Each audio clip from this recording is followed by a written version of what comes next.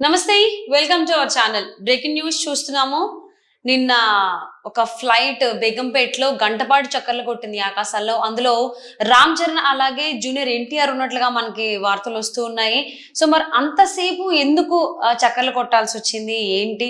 అసలు బేగంపేటలో రామ్ చరణ్ అలాగే జూనియర్ ఎన్టీఆర్ ఏం చేస్తున్నారు, ఎక్కడికి వెళ్తున్నారు, ఎక్కడికి వెళ్ళడం వల్ల వాళ్ళు బేగంపేటకి వెళ్లాల్సి వచ్చింది ఏంటి? సో విజువల్స్ లో కనుక మనం చూసుకున్నట్లయితే ఈ ఫ్లైట్ లో ఆల్మోస్ట్ ఉన్నారు రామ్ చరణ్ అలాగే జూనియర్ ఎన్టీఆర్ అన్నట్లుగా తెలుస్తుంది. వాళ్ళతో పాటుగా పైలట్స్ అండ్ 16 మంది సిబ్బంది ఇందులోనే ఉన్నారు అన్నట్లుగా మనకు వార్తలు వస్తూ ఉన్నాయి. అంటే ఎక్కడికి వెళ్ళడానికి రామ్ చరణ్ అలాగే జూనియర్ ఎన్టీఆర్ బేగంపేట వెళ్లాల్సి వచ్చింది ఏంటి మనకి ఇంకా వివరాలు తెలియలేదు పూర్తిగా. సో ఇద్దరు అయితే ఉన్నారు, విజువల్స్ లో మనం చూడొచ్చు. సో అక్కడ గంట పాటు ఆ ఫ్లైట్ చక్కర్లు కొట్టింది ఆకాశంలో. బట్ మరి వీళ్ళకి ఏమైనా ప్రమాదం తప్పిందా, లేకపోతే ప్రమాదంలో ఇరుక్కున్నారా, అసలు ఏంటి మనకి ఇంకా డీటెయిల్స్ తెలియాల్సి ఉంది. 2 గంటలు ఆలస్యంగా అక్కడ ఉన్నటువంటి ఫ్లైట్స్ ఏవైతే ఉన్నాయో సో అవన్నీ నెక్స్ట్ ట్రై చేశారు అన్నట్టుగా మనకు తెలుస్తుంది. సో ఇదే మనం చూసుకోవచ్చు. హైదరాబాద్ లో గాల్లో చక్కర్లు కొట్టిన విమానం, అందులో సో హైడ్రాలిక్ వింగ్స్ మూసుకుపోవడంతో సమస్య తలెత్తింది అన్నట్లుగా చెప్తున్నారు అధికారులు. సో గంట తర్వాత అంటే ఆకాశంలో గంట పాటు విమానం చక్కర్లు కొట్టిన తర్వాత ల్యాండ్ అయిందని చెప్పి మనకు తెలుస్తూ ఉంది. సో అలాగే ఇదంతా చేయడానికి టైం పట్టింది కాబట్టి ఆల్మోస్ట్ 2 గంటల తర్వాత వేరే విమానాలని బేగంపేట విమానాశ్రయంలోకి అనుమతి ఇచ్చారు అన్నట్టుగా మనకు తెలుస్తూ ఉంది. సో విమానం అయితే సేఫ్ గా ల్యాండ్ అయిన తర్వాతనే ఇతర విమానాలను కూడా అనుమతించినటువంటి అధికారులు అన్నట్టుగా మనకు తెలుస్తుంది. మరి ఈ అంశానికి సంబంధించి మరిన్ని అప్డేట్స్ మనం తెలుసుకోవడానికి మా ప్రతినిధి రవి గారికి కాల్ చేద్దాం. సో నమస్తే రవి గారు. నమస్తే అండి. సో నిన్న సాయంత్రం బేగంపేట ఎయిర్పోర్ట్ లో ఒక విమానం గంట పాటు చక్కర్లు కొట్టింది. ఆ విమానంలో రామ్ చరణ్ అలాగే జూనియర్ ఎన్టీఆర్ ఉన్నట్లుగా మనకు తెలుస్తుంది. వాళ్ళకి ఏమైనా పెను ప్రమాదం తప్పింది, ప్రమాదంలోంచి బయటపడ్డారని చెప్పి అనుకోవచ్చు అంటారా? అసలు ఏంటి డీటెయిల్స్? నిన్న సాయంత్రం 4 గంటలకి ఈ ప్రాంతంలో హైదరాబాద్ లో ల్యాండ్ కావాల్సిన బేగంపేటలో ల్యాండ్ కావాల్సిన ఒక ఎయిర్ ఫోర్స్ విమానం ఒకటి అంటే దానికి హైడ్రాలిక్ వింగ్స్ ఒకటి క్లోజ్ అయిపోయినాయి. హైడ్రాలిక్ వింగ్స్ అంటే దానికి దానిలోనే ఓపెన్ అవ్వాలి. ఓపెన్ అవ్వడంతో దానికి కిందకి ల్యాండ్ అయ్యే అవకాశం లేకపోవడంతో సో పైపైన చెక్కలు కొట్టింది.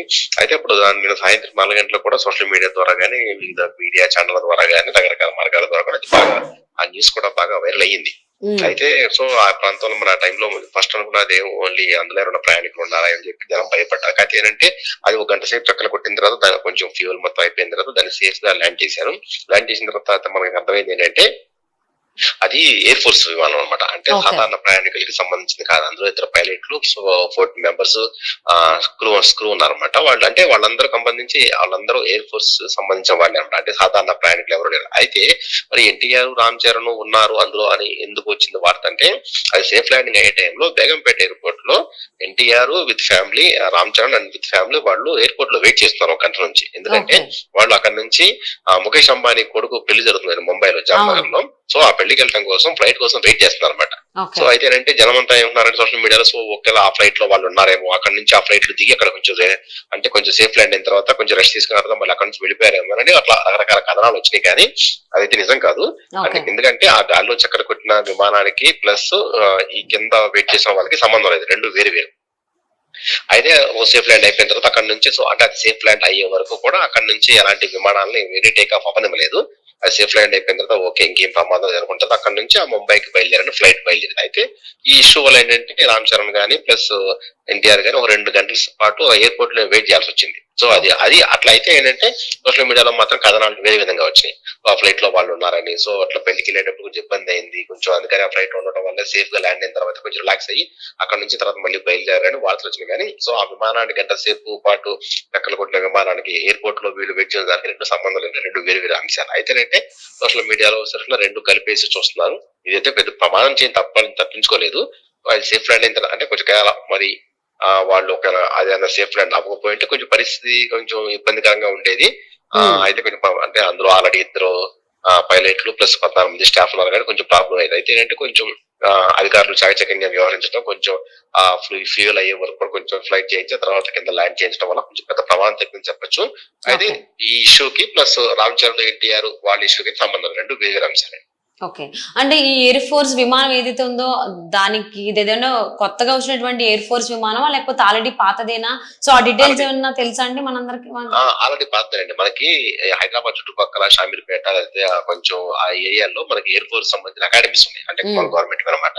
వాళ్ళకి సంబంధించిన అకాడమీలో రెగ్యులర్ గా పైలట్స్ కి ట్రైనింగ్ ఇస్తా ఉంటారు. ఆ ట్రైనింగ్ లో భాగంగా వాళ్ళు హకీంపేట ఈ ప్రాంతం నుంచి ఎయిర్ ఫోర్స్ లో విమానాలు ఉంచి చూసి టెస్టింగ్ కోసం తిరిగి అట్లా అంటే మొత్తం హైదరాబాద్ మొత్తం అట్లా కొంచెం తిరిగి పైపైన ఒక సెక్యూరిటీ చెక్ కింద మొత్తం చూసుకుని తర్వాత మళ్ళీ సేఫ్ గా ల్యాండ్ అయిపోతా ఉంటాయి. ఓకే. ఒకసారి అంటే టెక్నికల్ అప్పుడప్పుడు మనం వార్తలు చూస్తా ఉంటాం చూడండి, కొన్ని విమానాలు అవుట్స్కట్స్ లో కూలిపోయినాయి అని చెప్పి. అవును. సో ఇలాంటి టెక్నికల్ అంటే ఎందుకంటే ఈ విమానాలు అనేవి రెగ్యులర్ గా తీస్తూ ఉండాలి. అప్పుడప్పుడు అలా తీస్తా ఉంటే అందుకని అవి కొంచెం పాడైపోయే ప్రమాదం కాబట్టి రెగ్యులర్ గా తీసి అట్లా టెస్ట్ చేస్తా ఉంటారు. ఆ టెస్ట్ లో భాగంగా ఆ టెస్ట్ చేస్తా ఉంటారు. అందులో అందులో దాంతో పాటు అక్కడ ఉన్న ఆల్రెడీ స్టాఫ్ కి ప్లస్ కొత్తగా వచ్చే పైలట్లు కూడా ట్రైనింగ్ ఇస్తా ఉంటారు. ఆ ట్రైనింగ్ లో భాగంగానే ఈ ఎయిర్ ఫోర్స్ అంతా తిరిగింది. అయితే ఎయిర్ ఫోర్స్ విమానం అవడం వల్ల కొంచెం కొంచెం జనం ఊపిరి పీల్చుకున్నారు. అయితే సేఫ్ గా ల్యాండ్ అవడం వల్ల ఇక్కడ కొంచెం పెద్ద ప్రమాదం తప్పిందని చెప్పొచ్చు.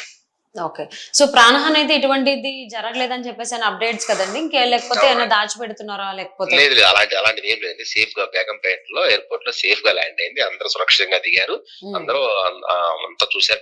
టెక్నికల్ గా ఎందుకొచ్చిందో, అలా ఎందుకు జరిగిందని కూడా దీని మీద ఎంక్వైరీ కూడా జరుగుతుంది. అది ఎంక్వైరీ కూడా స్టార్ట్ అయింది. ప్రస్తుతానికైతే మాత్రం ఎలాంటి క్యాజువాలిటీ లేదు. ఎలాంటి ప్రాణ నష్టం కూడా లేదండి. సో, ప్రెజెంట్ అయితే ఏవైతే విమానాలున్నాయో బేగంపేట విమానాశ్రయానికి సంబంధించి అవన్నీ నార్మల్ గానే ఉన్నాయి సర్వీసెస్.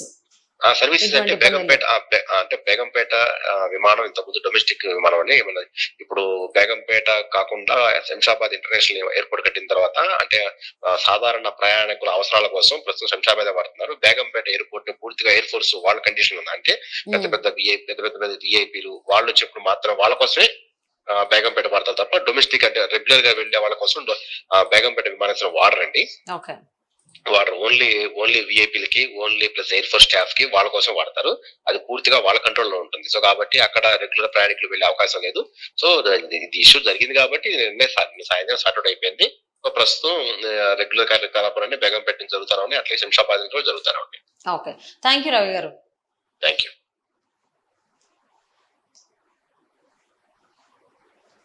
సో, అయితే నిన్న సాయంత్రం బేగంపేట ఎయిర్‌పోర్ట్‌లో ఏదైతే విమానం ఒక గంట పాటు చక్కర్లు కొట్టిందో ఆకాశంలో, అది ఎయిర్ ఫోర్స్‌కి సంబంధించిన విమానంగా మనకు తెలుస్తోంది. సో, ఆ ఎయిర్ ఫోర్స్‌కి సంబంధించిన విమానంలో సాంకేతిక లోపాలు తలెత్తడం వల్ల ఆల్మోస్ట్ ఏవైతే హైడ్రాలిక్ వీల్స్ ఉంటాయో అవి ఇరుక్కుపోవడం వల్ల ల్యాండింగ్‌కి ఇబ్బంది కలిగడం జరిగింది. సో, దానివల్ల అది ల్యాండ్ అవ్వడానికి గంట టైం తీసుకున్నారు. అదంతా మళ్ళీ కంప్లీట్‌గా దాని నుంచి బయటికి రావడానికి ఇంకొక గంట పాటు సమయం పట్టింది. సో, ఓవరాల్‌గా 2 గంటల పాటు బేగంపేట ఎయిర్‌పోర్ట్‌లో జూనియర్ ఎన్టీఆర్ ఫ్యామిలీ అలాగే రామ్ చరణ్ ఫ్యామిలీ ఇరుక్కుపోవడం జరిగింది. సో, వాళ్ళు ముంబై వెళ్ళేటువంటి ప్రయాణంలో భాగంగా వాళ్ళు బేగంపేట ఎయిర్‌పోర్ట్‌కి రావడం జరిగింది. సో, అక్కడ ఈ సాంకేతిక లోపం వల్ల ఎయిర్ ఫోర్స్‌కి సంబంధించిన విమానంలో సో, అక్కడ వెయిట్ చేశారు 2 అవర్స్. దానివల్ల సో, ఈ విమానంలో రామ్ చరణ్ అలాగే జూనియర్ ఎన్టీఆర్ ఉన్నారేమో అనేటువంటి కొన్ని ఫేక్ న్యూసెస్ కూడా బయటికి రావడం జరిగాయి. సో, వాళ్ళైతే ఎయిర్ ఫోర్స్‌కి సంబంధించిన ఫ్లైట్‌లో లేరు. సో, అందులో కేవలం పైలట్స్ అలాగే ఎయిర్ ఫోర్స్‌కి సంబంధించినటువంటి సిబ్బంది ఎవరైతే ఉన్నారో వాళ్ళు మాత్రమే ఉన్నారు అన్నట్లుగా మనకి అధికారులు కూడా తెలియజేయడం జరిగింది. సో, వాళ్ళైతే ఇప్పుడు ప్రెజెంట్ అంబానీ కొడుకు ఎవరైతే ఉన్నారో తన పెళ్లికి వెళ్ళడం జరిగింది. రామ్ చరణ్ ఫ్యామిలీ అలాగే జూనియర్ ఎన్టీఆర్ ఫ్యామిలీ కుటుంబ సమేతంగా ఇద్దరు ముంబైకి వెళ్ళడం జరిగింది. సో, దానికోసం బేగంపేట ఎయిర్‌పోర్ట్‌లో వెయిట్ చేశారు. ఇవి ఇప్పటివరకు ఉన్న అప్డేట్స్.